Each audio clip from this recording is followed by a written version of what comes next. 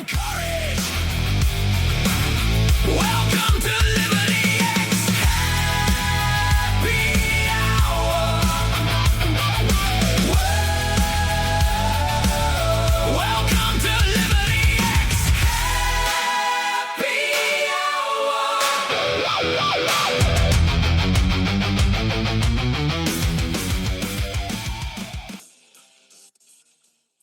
All right. Thank you, Fido, for that. Thank you, Land. And thank you, Dave Benner, for being here on Liberty X Happy Hour. Tonight is our seventh season, or our seventh episode, rather.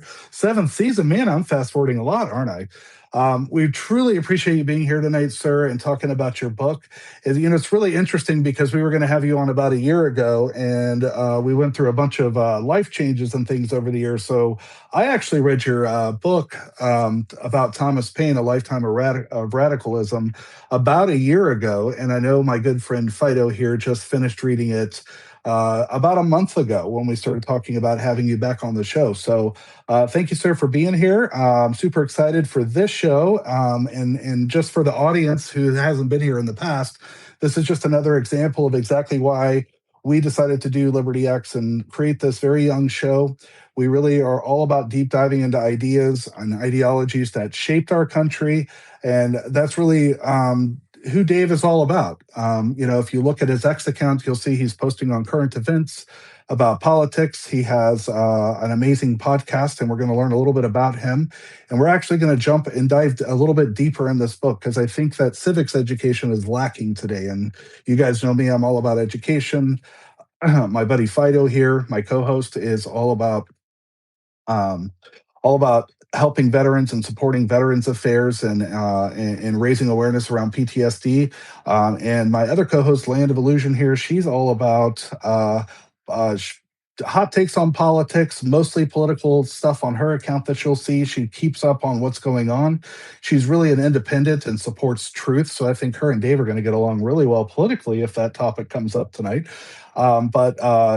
But thanks, everybody, for being here. Really quick, I want to give everybody a quick introduction to our guest tonight, Dave Benner, and just kind of give a little lay of the land and the format of the show. Dave has actually not just authored the book that we're going to talk about tonight, Thomas Paine, A Lifetime of Radicalism, but he's also authored Compact of the Republic. It's a little bit more of it's called The League of States and the Constitution, and that was something he wrote before Thomas Paine. It's very much, if you're into history, that's definitely a book that if you enjoy reading about facts and things like that, that's also another good book. But Thomas Paine is the one that really kind of hit things out of the park, I think, for him, because he got invited as an amateur historian to come and talk to academics and the like. So it just shows you that if you just have an interest in a particular topic, right, and you really want to dive deep, the book we're going to talk about tonight was 5 years of Dave's life. Dave has been on Temple. He has Liberty Vault.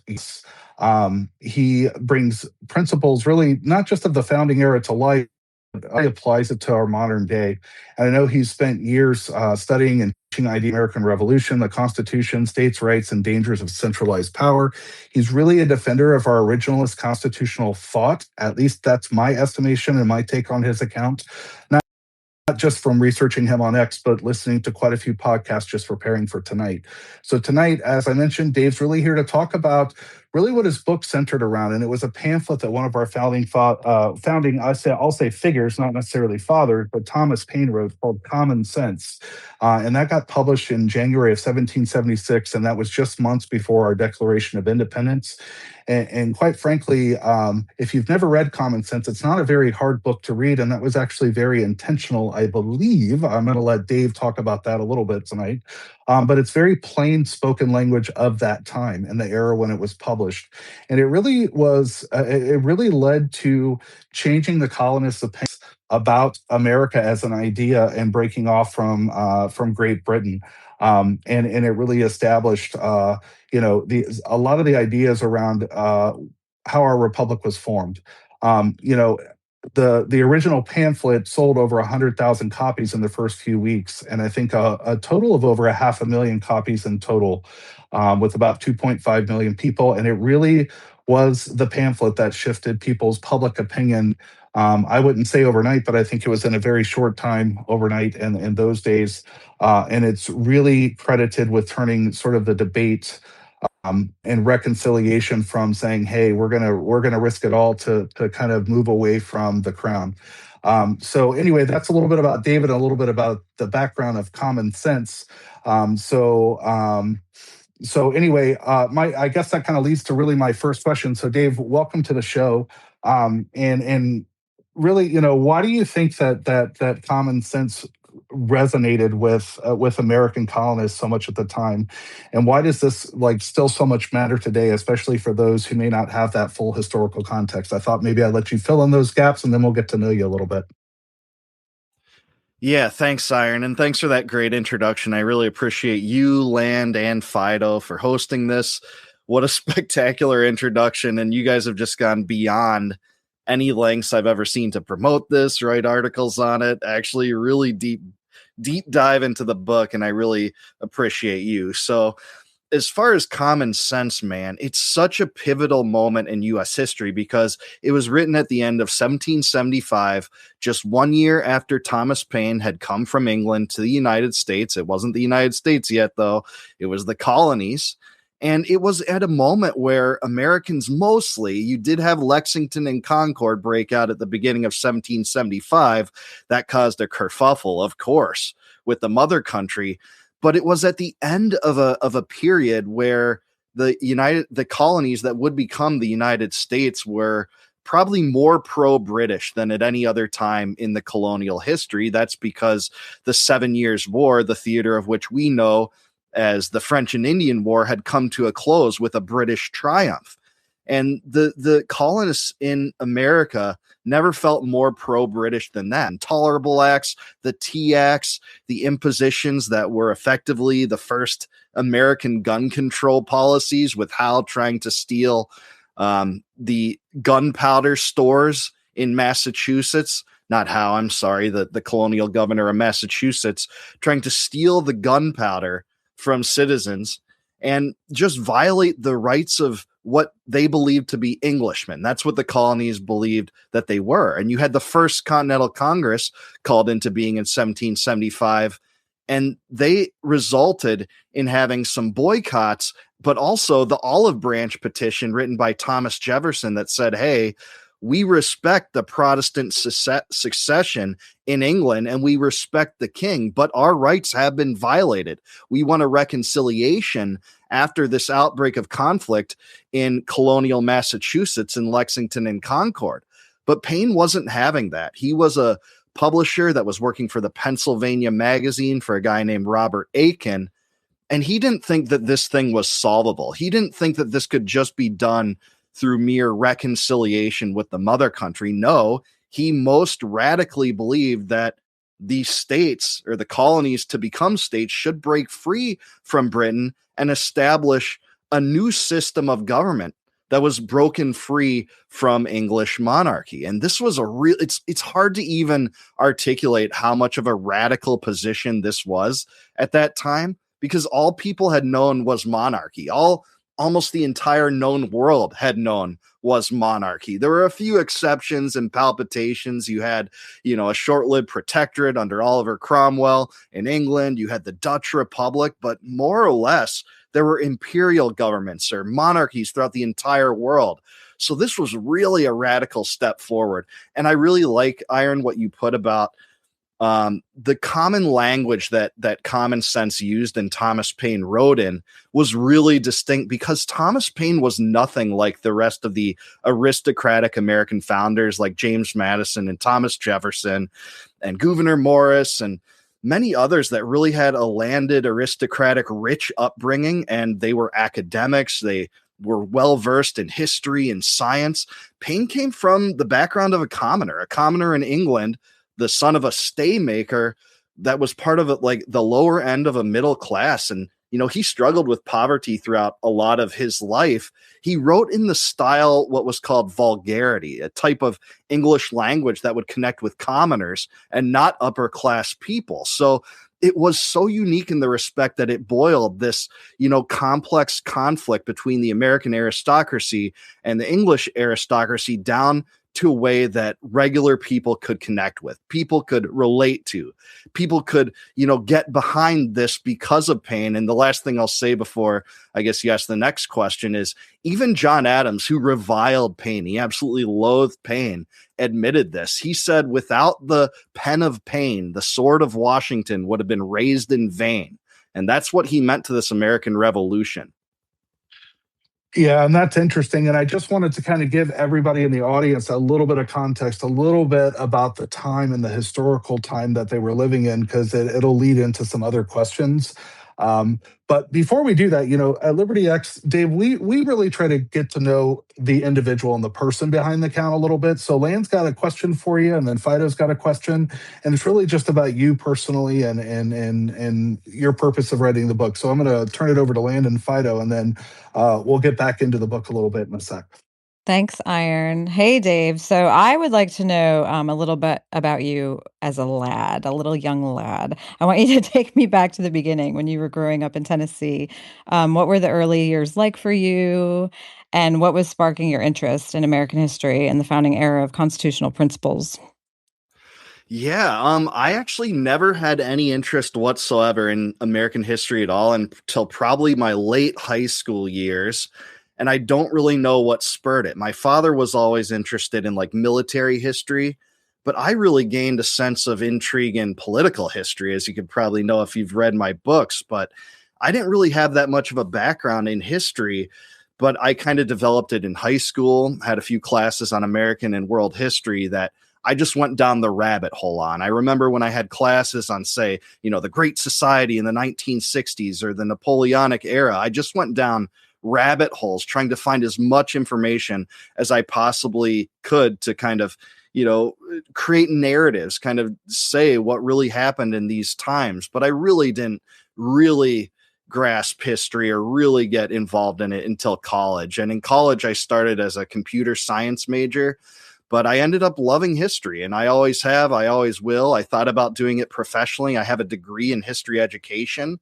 I'm glad I didn't go that route, actually. I was an amateur historian when I wrote all three of my books, working for a corporation, doing financial advisory work as a business analyst and also as an IT professional. But now I get to talk about this stuff in the intersection of this and current politics. So that's really what kickstarted it.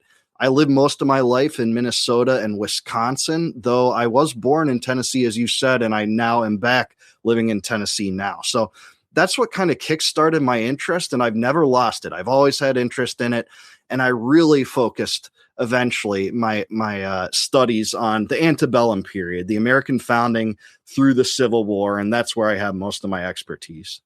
Thank you. It's funny you say that. My dad always history buff, loved history, and I shamed him while I was in high school because I had to take history again my senior year. So I was in a junior and a senior year history class, but I got interested in history after high school. So it's funny you say that. Same for me in that aspect of high school. I always find it interesting when you get older, you just are more interested in things. But I think we're going to go to Fido. I love hearing about that. Thank you. Yeah, absolutely. So I think we're all history buffs, and my dad was actually a middle school history teacher. So I've always loved history, especially military history. So I was going to ask you about why did you write the book, but the parts of the book that really resonated with me, and I have read the entire book, was about the military things and the things you talked about, the things that are in our world today. And one of those big ones that he advocated for was small boats attacking large ships. And we're hearing about that now, about what's happening in Iran, how the Iranian small boats have really been completely ineffective in the War of 1812. And that your book said that Thomas Paine was advocating that Napoleon build ships to attack the British Navy during that time. You said that that was a great idea in your book. I would like to challenge and see what your ideas are now, as we've seen the Iranian Navy be completely ineffective with their small boat attacks against the U.S. Navy. What do you think about that now? Well, I haven't studied that too closely as far as the modern application of this, but Paine conducted, as you mentioned, kind of a strategy to attack England in a planned invasion of England by Napoleon. The two had kind of grown closely for a very small period of time. Later, Thomas Paine called Napoleon the greatest charlatan of his time, but for a time, they were close, and he entertained the prospect of invading England, something that seemed like it could never happen. England had the most monstrous navy in the world, but his strategy, as you kind of mentioned, Fido, was to use these small, swift-moving gunboats, not ships of the line, as they were traditionally called, the main naval vessels of the 18th and early 19th century. And what I wrote in the book was that this captivated the imagination of Napoleon because of its innovative qualities. Napoleon was nothing but a military innovator, and his innovations and expertise, especially in artillery, won him many battles. But this seemed like an insurmountable goal. And for a moment, Paine was actually promised to be something of a colonial occupier, one of several kind of governors of England, if the French under Napoleon were ever to take Britain, his homeland, which Paine enthusiastically wanted France to conquer because he believed that the English government was very perverted. And, you can see that through all of his writings, especially Common Sense and especially The Rights of Man. But what I think is interesting is I don't know that those tactics would necessarily hold up now, but what I can tell you is those tactics were largely the underpinnings of the D-Day invasion in Germ, when the Allies stormed onto the beaches of Normandy in swift-moving vessels and not attack it through ships of the line. So Paine had a prophetic quality that was actually applied in the biggest naval amphibious invasion in really world history in terms of its consequential ramifications. So I don't know that the tactics would have held up now, but I think Paine really was like the seer of D-Day in Germ back then. Absolutely. I mean, people make those equations to D-Day, but the thing that was vastly different, and I think you'll agree, was the U.S. Navy and the British Navy during the D-Day invasions had complete naval supremacy of the Straits, as opposed to the British, who had complete naval supremacy at the time over Napoleon. And they lost a huge battle where Nelson became and decimated their fleet. So Trafalgar, absolutely. yeah, so I mean that was right around the same time, and then we later showed how the U.S. Navy, we invested all of our money in those same kind of gunboats trying to defend our country in the War of 1812 to our own demise. So naval supremacy was certainly a thing that they didn't have at the time, that we can't really debate. But I mean, certainly the D-Day invasion was a huge success. But we also have to look back and take the lessons of history. And I love how you did that in the book. I disagreed with your conclusions, but I did see the parallels that have happened and how those things have happened as we go along. So we'll keep on moving here, and I'll let Iron. And I encourage everybody to read the book so you can make your own conclusions and had these huge ideas and made it all the way to talk to Napoleon as an American at the time. So he was right there in the leaders of our time and his time. So. Yeah, and that that to kind of wrap out the book a little bit and kind of get into really the nitty gritty, right, of my questions for you tonight is, for the folks that are in the audience tonight, Dave, can you just kind of walk us through, a broad overview of what the book is about, right? I mean, obviously we know it's about Thomas Paine, but I know there's about 8 things in here from my analysis anyway, that we didn't know before about Thomas Paine, and is one of the reasons that led to you getting invited to speak to some people that just do history for a living, right? So could you maybe give us give away one little thing that we didn't know about his life, and just kind of walk everybody through a little bit about what they're going to learn as they go through the book and how that might apply to what we're seeing today? Yeah, maybe a few interesting parts is that the book is a biography of Thomas Paine, and I'm proud of it. I think there are other good biographies of Thomas Paine, especially John Kane's. His is the best one that existed before mine, I would say. But this book emphasizes Paine's most radical ideas. And that was what I was really interested in, because there's a lot written about Paine. I don't think that much of great substance, including like a great exhaustive biography, has been written about him for at least 2 decades before mine.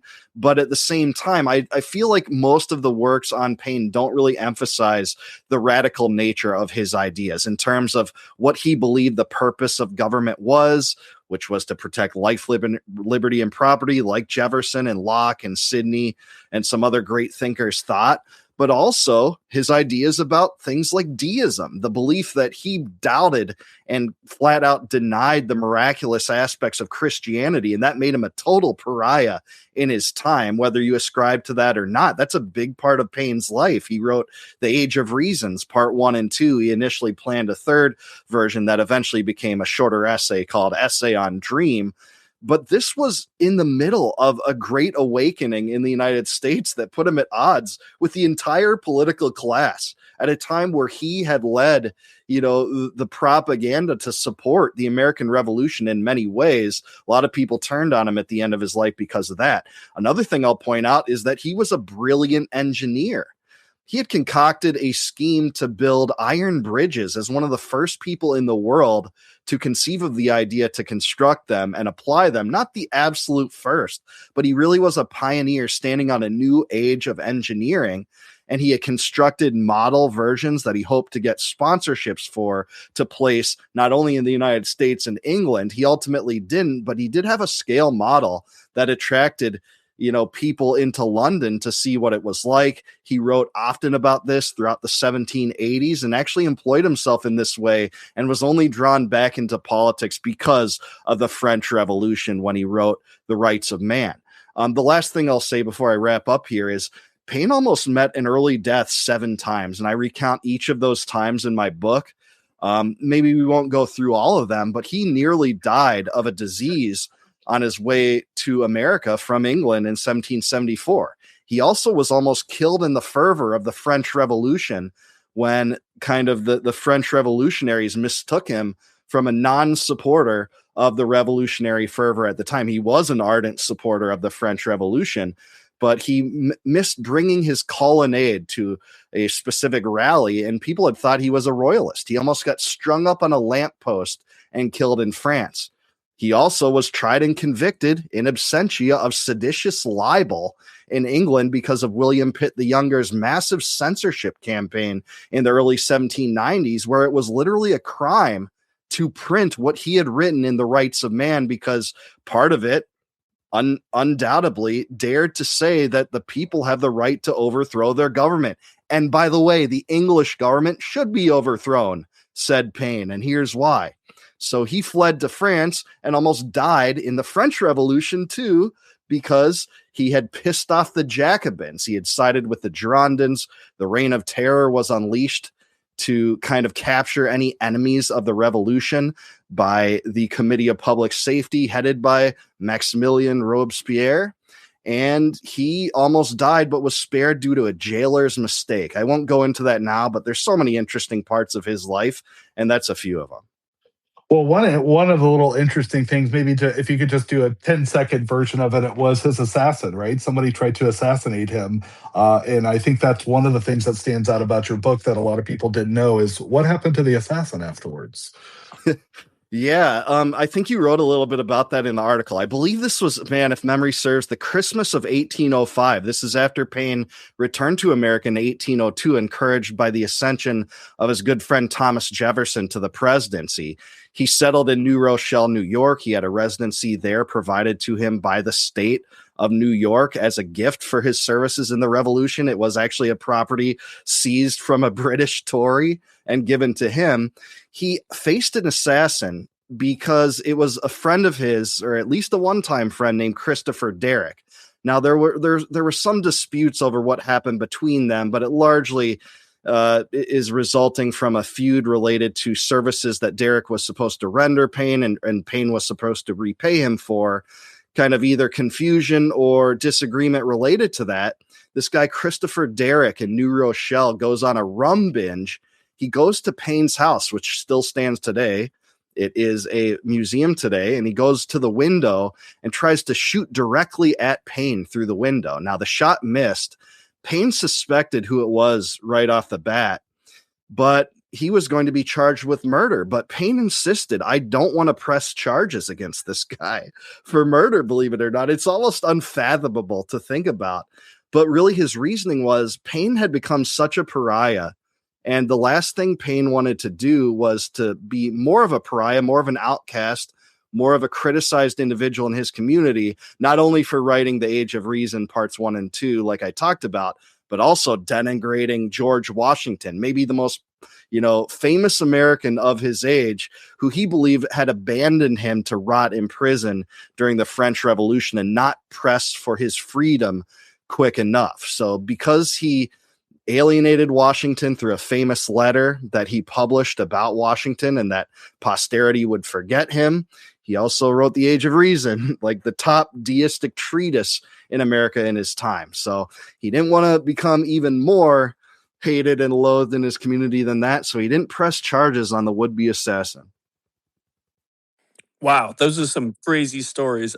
So there's all these stories and even more in the book. So we're starting to get close to the time when we start letting our guests ask questions. So if you have a question for Dave, he's got some amazing stories and all kinds of great stories from the book and from history.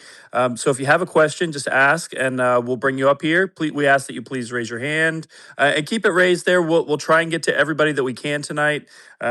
So just ask us and we'll do that. We just ask that you wait till we call on you and that you be respectful to our guests. That's all we really ask. We just like to thank Dave. We see so much about how you are a constitutionalist and you believe that the essence of our country is our Constitution. Thomas Paine is a perennial example of a constitutionalist back in the day before there even was a Constitution, but was a huge supporter of that and a huge supporter of the French Revolution when they were trying to build their own Constitution. So we saw those stories in the book and his radicalism about him being a whistleblower way back in the first of it. And he believed that people shouldn't make money off the government. And the people that were, he called them out. So can you comment about that, about some of his activism and his whistleblowing when he was a young man and what he paid for that price? Yeah, absolutely. And that's one of the most interesting stories because, again, this isn't published that much about Paine. Lots to do with his involvement in the American and French revolutions but this was an interesting incident that unfolded in the 1770s and 1780s when the relationship with France was not yet totally solidified, but there was kind of an underground front operation to kind of create a shell company in France under a very prominent French merchant to funnel arms to the United States to fight the British in that war. This was before the treaties of friendship and alliance after the Battle of Saratoga. I believe that those treaties were solidified in 1778 or 1779. But what happened was there was an American diplomat sent to France. His name was Silas Deane. And this guy, he got involved with the French to help spearhead this operation to make sure that it worked, to funnel funds and arms to the colonists to fight against the British. And what happened was Silas Deane engaged in duplicity by essentially skimming off the payments that were to be made to the United States and pocketing some of the proceeds in the middle of the war. This was war profiteering.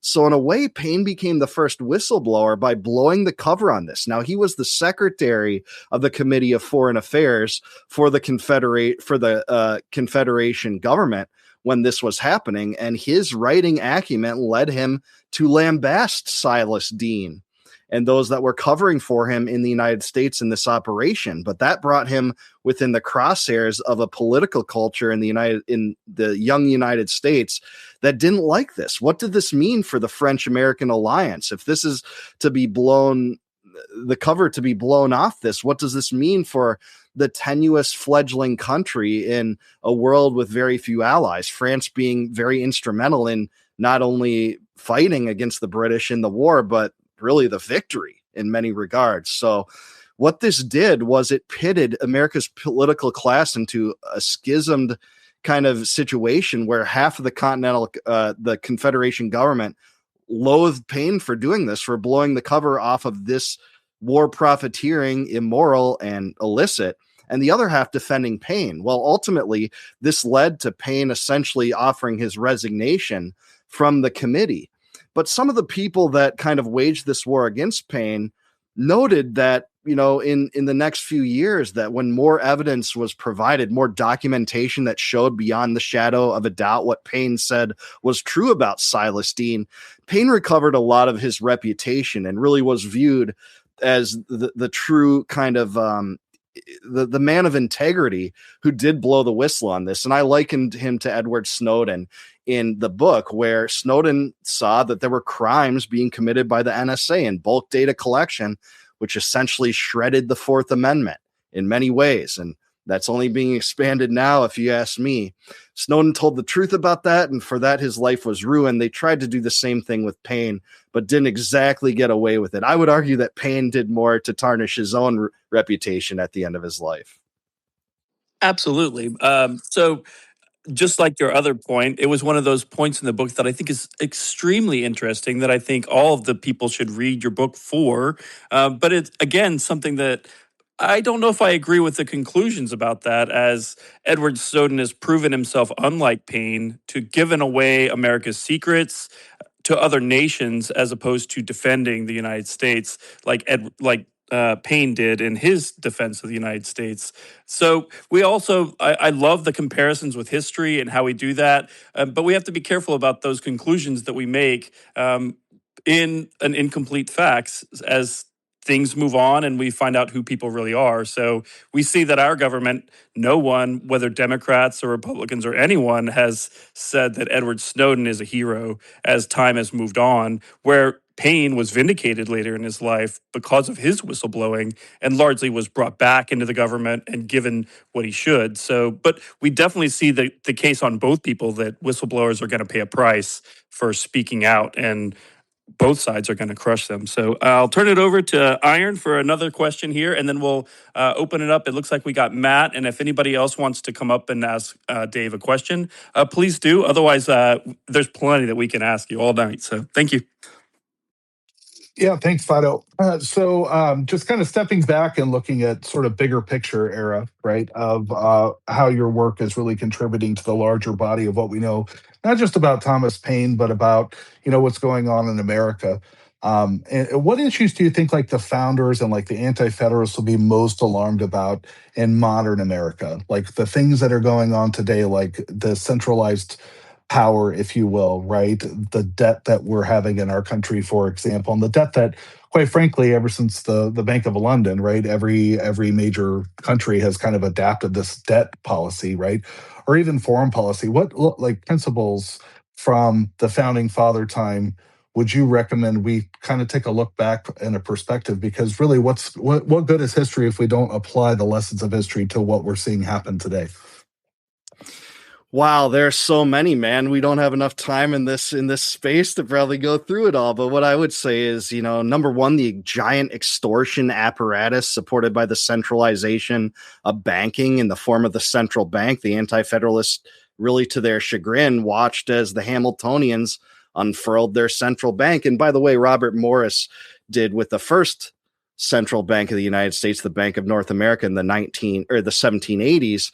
Were horrified of the prospect that government would reach its tentacles into the banking system, profit off the debt, buy up bonds, create, the same boom bust cycles that they say that the central bank solves, but not just the banking, the extortion apparatus in the IRS, where an income tax was absolutely unconceivable. And in fact, when it had been tried in English history by King John I in the early 1200s, it led in many ways to the Magna Carta. That wasn't the only thing that divided the barons from King John, but that caused a short-lived civil war in England. It was absolutely preposterous for that to even be conceived of. The idea that you'd tax the proceeds of someone's labor at a central level by the central government. Also, things like standing armies. The anti-federalists railed against the prospect of standing armies in times of peace and the kind of propensity to defer war powers from the Congress, where they were supposed to be lodged under Article 1, Section 8, to the presidency, where now you just wake up and find out which war you have now, and it is at the whims of one person. Ostensibly, of course, it's built up by the propensity of well-landed lobbies, interest groups, etc. The military-industrial complex, the bankers, many different power centers profit from that. But the idea of a standing army that could just be deployed at a moment's notice what would have been just horrifying. There's other things too, like the power of a centralized judiciary that adjudicates on essentially any case of its choice by writs of certiorari, rather than actually in the few types of cases it was supposed to adjudicate under Article 3 that horrified many of them, including George Mason, Patrick Henry, and others. But those are just a few, I would say. Yeah, we could go on that for a little bit. So, real quick before we open up for our audience questions, audience, if you guys want to come up and ask Dave a question about his book, about his life, about his politics and things that he posts on X, he is the nemesis of the neocons. So, if you have some neocon interest, come up and ask a question. But I want to give you a quick chance to tell everybody about Liberty Vault YouTube and contributions you're making, like to the Mises Institute and 10th Amendment Center. Like, what's your goal of all of that content? What should people look for? Coming up in the near future, and you got any interesting works? In the works, anything interesting in the works with what you're doing? Yeah, thanks, Iron. Well, Liberty Vault on YouTube is kind of my flagship content. I do daily videos, usually on issues related to deep state corruption, war, finances, and other things that involve the intersection of U.S. history with current events. And I do follow politics very closely, as you said.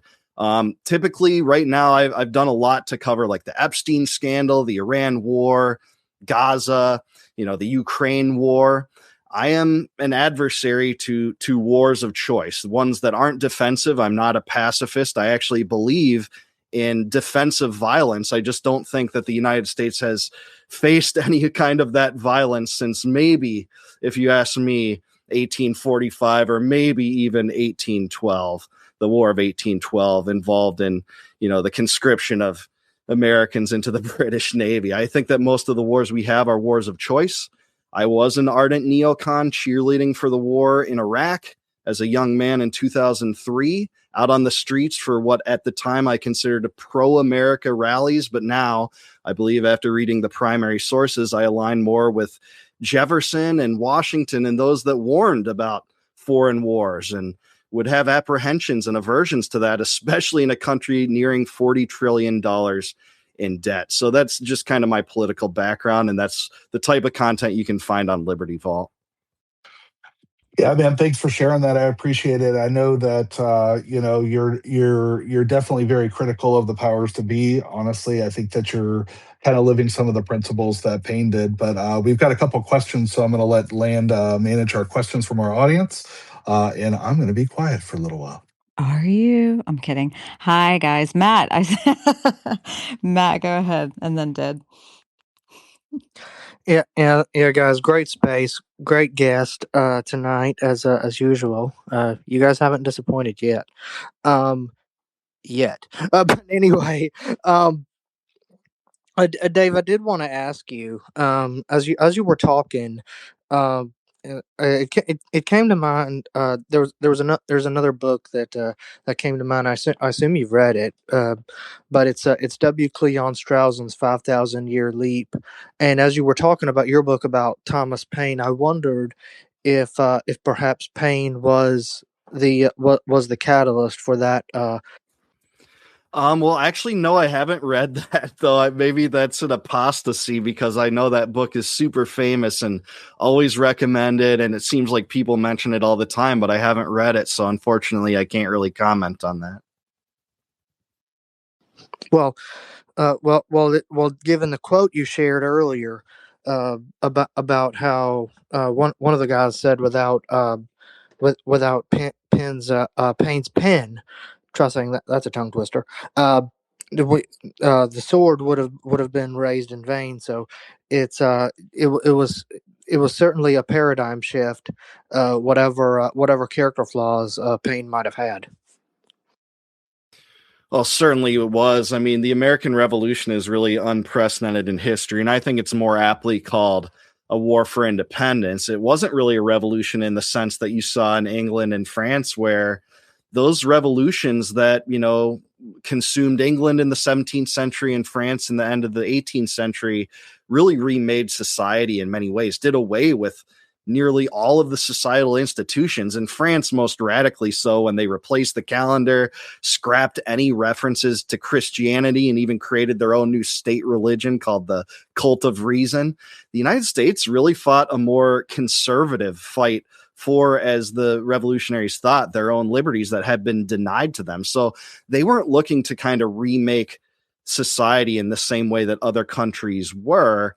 And it made it seem feasible for a country to embrace a Republican model that hadn't been seen in the short term since the middle of the 17th century in England, and in the long term, really, the Roman Republic, which did influence in many ways some of the political structure that we have here, especially in regard to the powers of the Senate. So it really had reverberations that affected the whole world. And Paine's place in this was interesting because he really rocked the political establishments of three countries, and maybe the three most important countries at the time, not only the United States, but also France and England, because he believed that the blessings of liberty were given to us by our Creator. That was based on natural law, and this had universal application. So what I mean by that is that he didn't believe that the gifts of liberty were just confined to like a certain corner of the world. He thought that they were universally applicable, meaning all people have these innate given to them by their Creator, and it's only that government that acts in contradiction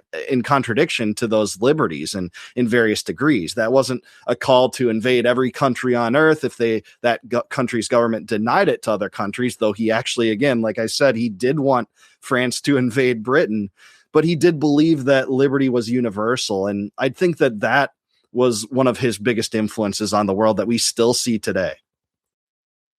Thank you so much. I could talk to you all night. Dead president, go ahead. Dead? Yeah, sorry. No, you're fine. Hello. Oh, yeah. Underwriting loans, and I always get upset when I have to look at someone with purple hair.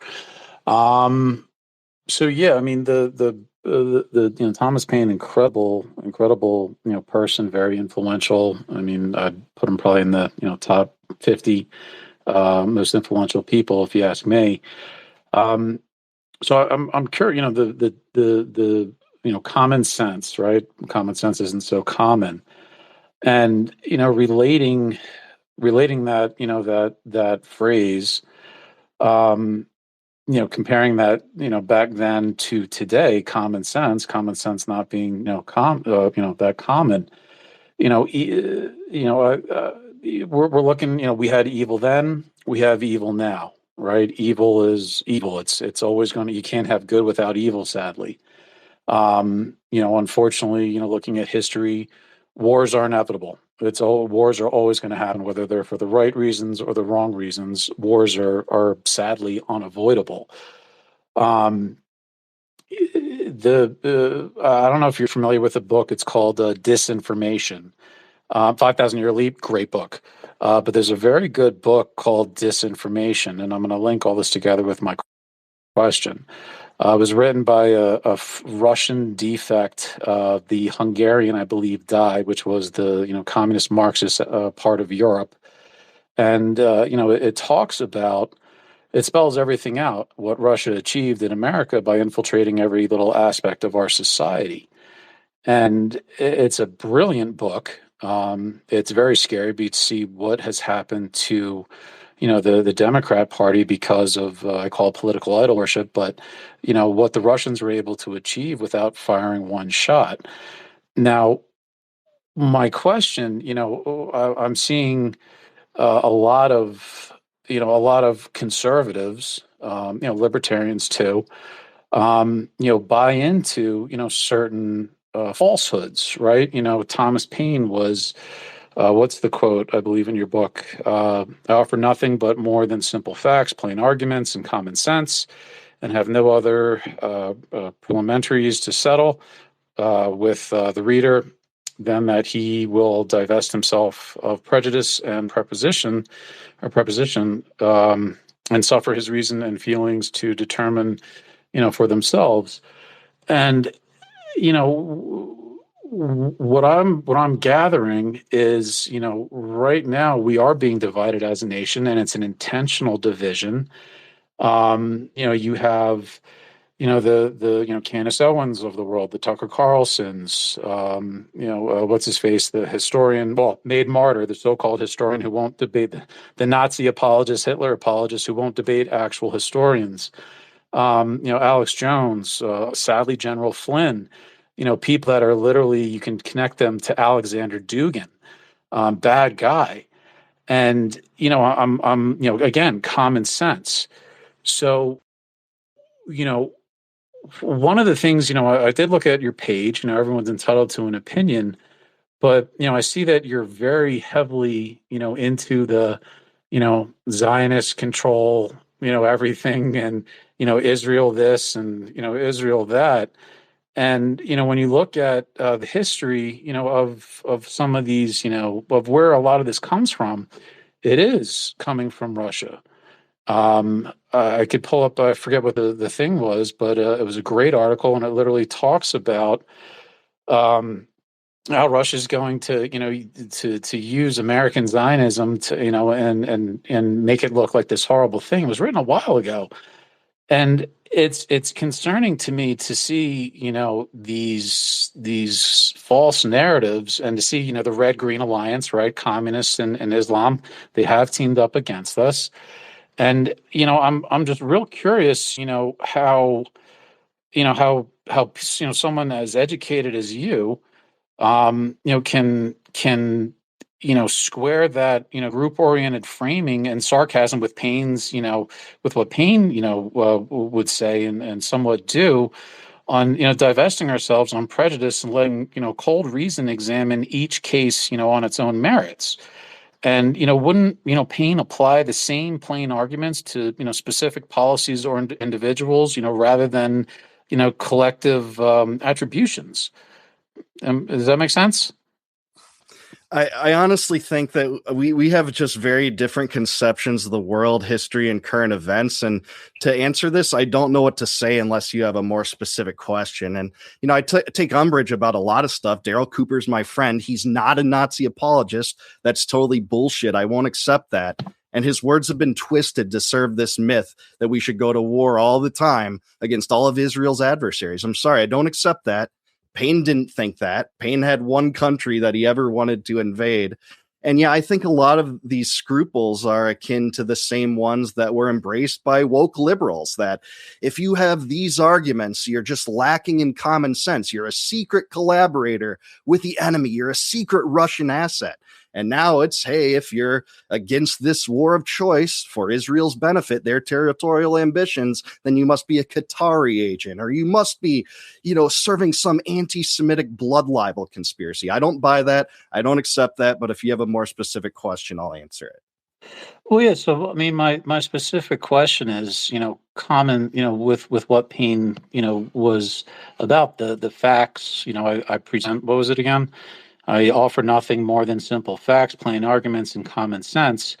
And when you look at where all these, Zionist conspiracies and Israel controls America, it's all, the facts are, it really does originate from Russia. That's why I was mentioning the book Disinformation, right? Because it spells out exactly what Russia did to the Democrat Party.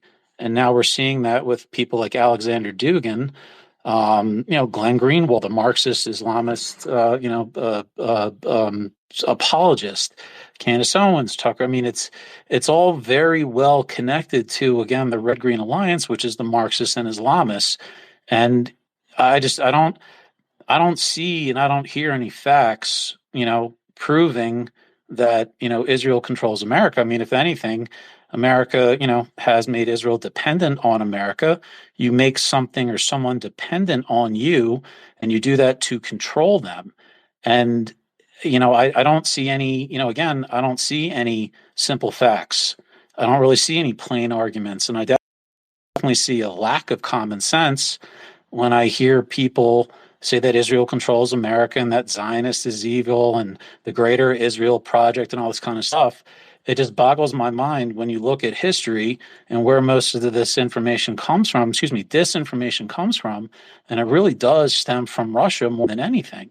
So I'm very, I would say concerned and also, curious as to how, and I do, great knowledge on American history, but I don't. I'm having a real trouble trying to grasp, the lack of simple facts. I mean, plain argument's okay, but also a lack of common sense to say those things when, again, it's proven that it really does stem from Russia and the Islamic, Red Green Alliance. Like I said, we have such differences in opinion regarding the nature of what common sense is. I don't know how to answer that. First of all, it's a strong man. I've never claimed the Jews control America. It's a typical trope of the neocons to say something like that. Well, to I smear didn't people say as that. anti-Semites. I didn't say that. You said the Jews You control did say America. that I bought into that. I'm sorry. You Well, just did. I said Zionist, and that the Zionist thing, blah And blah I blah, don't and that. believe Zionists control America either, and you said that too. Now we can have a debate on everything related to Israel. You say the Greater Israel Project is a conspiracy theory, as Bezalel Smotrich boasts about the fact that they're annexing southern Lebanon into Israel and decided to strike Lebanon at this time, coincidentally, I guess. So Look, the Hezbollah facts are that so Israel do doesn't you have want the to? right Hey, to guys, defend itself. I would like to guys, answer. yeah, We're just a getting a little off track here. yeah, we just want to jump in here, and so we can have a debate about Dave's book about common sense and Thomas Paine's view of the history. So, Dad, this is a great point about this, and we can certainly have another space about that. But we're just trying to move on and keep this conversation going. I think Bobby had a question next, so we'll let him do that. We can have another debate at another time with Dave.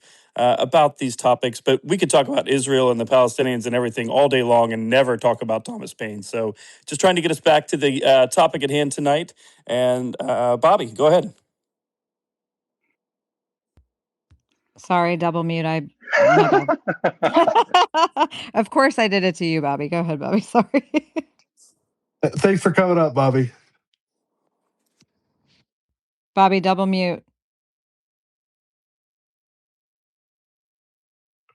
Bobby. Bobby, are you There we there? I go. think we're Unmute good now, yourself. guys. Yeah, I was There he muted is. by the co-host. I'm And sorry, now that you're was cooking me. with propane. Thank you, Bobby, for cooking with propane, my It wouldn't friend. be anything else if I didn't mute you. Go ahead. Yeah, so I just wanted to ask. So it looks like Dave's book's part of the World War I deal, and I just want to ask if there was as much of a division back then as there is now. And if two, I wanted to add that I think we should be allowed to question Israel at any point without, you know, um, discrediting anybody. But that was my question.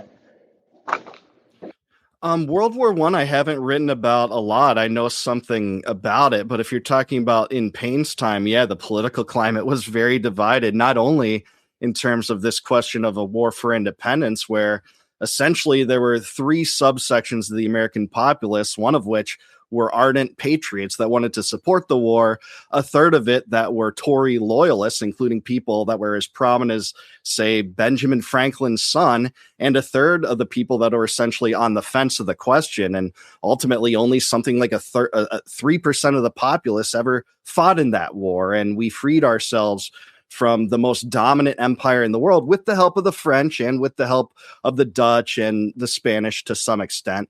But that really was a major question that ripped this country and made it more divided and polarized than at any other time than I would say the Civil War. So yeah, it was certainly divided. It's not the only time it was divided, but you know, it was also divided, the ratification struggle between the Federalists and Anti-Federalists on whether to ratify the Constitution. And that was an ardent conflict too. You had two major groups there. And again, maybe you had a third group that was on the fence. And these debates were contentious. This new plan that had been concocted by the Philadelphia Convention, would the states accept it or not? Because its proposal from Philadelphia was just kind of an empty framework until the states on an individual basis gave it license through their assent, through ratification. And in some places like New York, it was threatened that if the state did not ratify the Constitution, the city of New York would secede from the state of New York and form a new state that would accept the Constitution. In Virginia, people were claiming that hey, you couldn't ratify this thing because the federal government would become a monstrosity. People of prominence like Patrick Henry and George Mason were saying that. And it was only agreed to on the narrowest lines in places like Virginia and New York. Two other states decided to reject ratification. And instead of being treated like countries that should be just invaded and brought into this union via coercion, instead there was camaraderie between the independent republics of Rhode Island and North Carolina, the latter of which had a delegate named Hugh Williamson, a very prominent founder that more people should learn about, that served as the first ambassador to the United States from the Republic of North Carolina, spending his time lobbying the federal government to adopt amendments that would allow North Carolina to come into the Union. So that's how dividing lines broke down in Paine's time. Wow, I didn't even know. Thank you. Well, hey guys, we only got about 5 minutes left. So, Dave, thank you so much for coming. Land, I'm going to give you and Fido final questions. Iron, we do have Yes. one more hand up if it's okay with Okay. you. We have Dale. I want to be respectful of Dave's time. Are you okay, Dave, on time to take one more question? Yeah, we could even do like 30 more minutes if you guys want. That's fine. Oh, awesome. Okay, cool. Go ahead. Go ahead, Dale. Well, this is an awesome space. It's most edifying. And I've been listening to Dave's Liberty Vault for about the past year, and I'm all in on it, everything he says. I believe that George Washington is the greatest president in our history and always shall be. And I'm curious about the relationship between him and Thomas Paine, and perhaps Thomas Paine and some of the other founding fathers, because I want to stay on topic. I've got a lot of opinions on some of these things, these tangent subjects, but I'm curious about Dave's view on this. Yeah, absolutely. So let's start with Washington, and then I'll go to like one more of very high prominence. So Washington and Paine were friends, and they became friends early on in the struggle for independence. After Paine had written Common Sense, it became a commotion. Who wrote this book? Because it was written under a moniker of Common Sense. It was originally going to be called Plain Truth, and people didn't know who wrote this. And various people thought maybe Benjamin Franklin wrote this, or maybe Charles Lee from Virginia wrote this. And it wasn't any of them, but Virginia's aristocracy, including George Washington, said, in various correspondence, have you checked out this tract? Man, it blows me away. And it was indeed Thomas Paine. Well, Thomas Paine didn't just be a great writer. He put his words into actions when he joined the Continental Army. He served as an aide de camp to Nathaniel Greene, which put him in close proximity to the highest ranks of the Continental Army, of course, the commander-in-chief of which was George Washington. And George Washington realized his skill and acumen right away and set him in work that would make him an American propagandist. Now, I don't mean that in a pejorative. I think Paine's propaganda was amazing. It was great. It was poetic to serve this cause, which was underfunded, underutilized, and really in low morale for much of the American war, with lots of blunders and lost conflicts. So the two were friends for a long time, and Thomas Paine even dedicated the first part of the Rights of Man to George Washington. It's still in it. If you see it printed, that's in the beginning part of it. He dedicated it to Washington, and I believe even played a role at giving Washington the key to the Bastille from Bastille Day in 1789, when the French patriots overthrew the classic French prison. So they were friends for a long time, but they did have a schism, and I'll try to make this concise. But when the Jacobins rose up and took power from the Girondins, Paine of which mostly aligned with the latter, but not completely and exclusively, Paine was thrown into prison for being a counter-revolutionary. He spoke against Robespierre and especially Marat, another prominent Jacobin, and he was set for execution. He was thrown into Luxembourg prison, which is in Paris. It actually later served as the Senate for Napoleon, and it's still the Senate of France's government today. And only by a jailer's mistake did he escape. I won't go into that to be concise tonight. You can find that in my book. But here's what created the schism, is that Paine had hoped that George Washington, as the American president at the time, would push for Paine's swift release on account of his American citizenship, which indeed he was gifted for serving this cause of independence in the United States. But he did not. The minister of to France at the time was a guy named Gouverneur Morris, who not only did not try to press for Paine's quick release, but actually seemed to revel in the idea that Paine might be punished. He despised Paine. And it was only when Gouverneur Morris was released from his duties and replaced by James Monroe, another lifelong friend of Paine, that Paine was essentially saved. There was another thing that escaped him from, again, a jailer's mistake, if you want to read the book. So Paine wrote this really scathing letter that was published. And by the way, Monroe told him, don't publish this. It will hurt your reputation, hurt your career and standing in America if you were to publish this. But it called Washington an imposter. It's not really clear to me to what extent Washington really knew directly about Paine's situation or how much only Gouverneur Morris knew. While in France, it's not the same lines of communication that existed then as they do now, obviously. So it's not that clear to me that Washington, really made a decision like not to work for Paine's release, but nonetheless, Paine excoriated him in this famous letter. Take a look at it. It's interesting, but that was the schism. The other relationship I'll talk about is with Thomas Jefferson. Thomas Jefferson was a lifelong friend of Paine. The two had so much overlap in terms of their ideology, political beliefs, interested in like natural law, Lockean political theory, and even religion, with both of which embraced some tendencies that we would call deists. Now, I wouldn't call Jefferson as pure of a deist as Paine in many respects, but both of them did doubt the miraculous aspects of Christianity and corresponded to that. In a way, those were the only two people in America of that level of prominence that really connected on that sort of way. Now, both believed obviously in religious liberty. Jefferson made it clear in the Virginia Statutes for Religious Freedom that he wanted anyone to exercise freedom of religion. Same with Paine, though Paine obviously doubted that.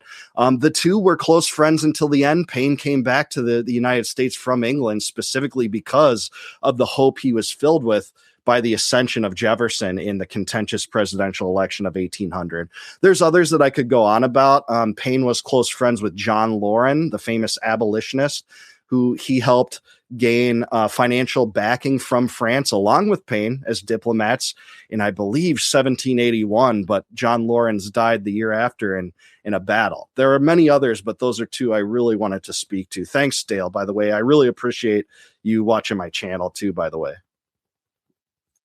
And for those of you who didn't notice, Dave's channel, if you guys want to follow Dale there and follow myself and check out Dave Benner on his YouTube channel, I did post a link directly to that. So you guys please like and subscribe to him on YouTube. If you're YouTube people, if you weren't banned like I was for life from YouTube, you guys can feel free to go on there and subscribe to him. I have a secret account on YouTube, and it's just our secret here at Liberty X. That's very So don't tell anybody. scandalous. That's very scandalous. I'm surprised. Fido, It why do is you have very, your very hand scandalous. up? I won't say anything, Iron. I won't tell. Hey, I was raising my hand because I have another question for Dave. So we talked about his 10th Amendment, which is trying to get our powers down to this lowest possible level to keep states with having the power so that it doesn't rise to the level of the executive and the federal government, something that Thomas Paine wrote greatly about and you talk about in the book. And you also talk about your work and your belief that that's something that's in our nation now. I was just curious what you would say about Thomas Paine as we have been continually putting more power in the executive all the way back to Roosevelt. When you go back to him, that's why we have the 22nd Amendment to limit presidential terms to 2. What do you think Thomas Paine would say about what we have now instead of keeping things right where we belong in our local and our state governments, and then now we're constantly moving things to the federal level? So what do you think Thomas Paine would say about that? Yeah, it's hard for me to like categorically say what someone in history would say, given that there's so much disconnect in the culture and politics. But what I can say is Paine during his time was classically trepidatious and apprehensive of executive authority. He proved that in so many ways. He thought the later half of Washington's presidency was bad. He disagreed with the Jay Treaty and the Alien and Sedition Acts, which caused really a constitutional crisis for 2 years from 1798 to 1800. And he also excoriated in that process John Adams. He thought that the Federalists had become charlatans, that they weren't embracing the causes of the American Revolution, for which he fought, for which the Continental Army fought, for which the American states fought. And he really despised the Federalists for that. He aligned himself completely with the Jeffersonian Republicans, mostly led by Jefferson and Madison, developing that faction to counter the Federalists, especially in regard to Hamilton's central bank and the Hamilton economic plan, which would have called for subsidies to corporations. They called them bounties back then, internal improvements, and protective tariffs.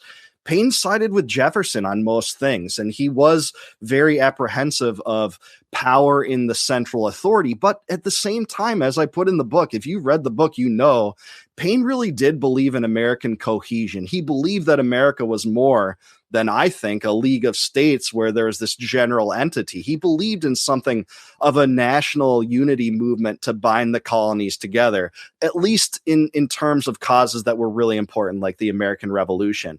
And, you know, despite the fact that I have some disagreements in how I viewed the Union with Paine, he was very, very apprehensive of powerful presidents, even in his own time. And it's kind of laughable, the powers that like Washington and Adams had back then compared to now, where the president, you know, imposes taxes at will. He renders executive orders that essentially supplant the legislative process. I'm not just talking about Trump, by the way. This has been happening especially since the progressive era. And he would, I think, if I was to guess, I think he would be disgusted at that, because I know he was disgusted when it was done by the Federalists in the 1790s. Absolutely. I mean, that's why I was referring to FDR first, because this isn't something that's new, and it's something that Thomas Paine definitely talked about. And the only question is whether he's really talking about anti-monarchists, because he was obviously tried and wanted by the British government for his anti-monarchist speeches, and didn't want to see that happen in the American Republic. So we just want to thank you so much, and thank our guest for coming tonight. You've been an amazing guest, and we just couldn't ask for better here on Liberty X. So I want to turn it back over to Iron. We always like to try and close ourselves with a prayer. And we want to thank all those who came and listened tonight. If you can please like, share. I know Iron has his speech about all those amazing spaces here on X. If you want to take it over, Iron, it's all you. Iron, before you go, because I know you're gonna go. Yes, You're ma'am. gonna cook. Dave, thank you so much for coming. You're awesome. I really could listen to you all day. I wish my dad was here to listen to you. I wish you could walk upstairs in my dad's book of history books that are from like the 1800s. You would die up there. You would love it in his little library area. Thank you so much. Yeah, You dude, know, I really appreciate all you guys, and I'm sorry to interrupt who just spoke there, but Iron, you're all right. Land, Fido, everyone, I really appreciate you guys. You guys went out of your way to promote this and make articles. It's crazy. Great questions, and thanks so much for reading it. Everyone that asked questions, I really appreciate it. And I also see my follower, Monica Wallace, here from YouTube. I really appreciate you, Monica. Thanks for joining, too. Yeah, really, honestly, everybody, thanks for coming. This is one of the big reasons why I really wanted to create Liberty X, is not just about the causes that me, Land, and Fido care about, but really, you know, our founding documents and our founding fathers really have so much relevance today, right? And I think it's important for people to continue to refine their knowledge about our country, about what made us great. And I think this is just a great example tonight of going through someone who knows a lot about our founding fathers and can share these insights so eloquently, Dave. I mean, you're one of the brains and the minds here on Thomas Paine, and I appreciate everything that you did to prep for tonight and to come in here and just be ready to kind of talk to our audience. So, really quick, before we close out, Dave, do you have any final thoughts or anything that people should look out for next? Yeah, absolutely. Just first of all, you know, what I'd say is, just in consideration of Paine, no matter who you are, you know, a liberal, a leftist, a conservative, an ardent radical right winger, radical libertarian, a green, I think every person in the United States that's politically active will find some things that they absolutely love and adore about Paine, and other things that they really disagree with. I'm no different, actually. And that's the most interesting thing about him. He's so relevant. And I agree with you that a lot of the arguments and debates that happened back then are effervescent and valuable into considering today's current events. So if you're interested in what I said today, you can find my books at davidbenner.square.site. I'll even sign them for you. I won't sign it saying Nancy Pelosi rules or anything like that, so don't try it, but I will sign them. You can order them from there. Also, please do subscribe to me on YouTube at Liberty Vault. And again, really appreciate you guys, and I'd be willing to do this again, and I hope your future episodes go really well too. Faith, hope, and courage. Welcome to Liberty X Happy Hour. Whoa. Welcome to Liberty X Happy Hour.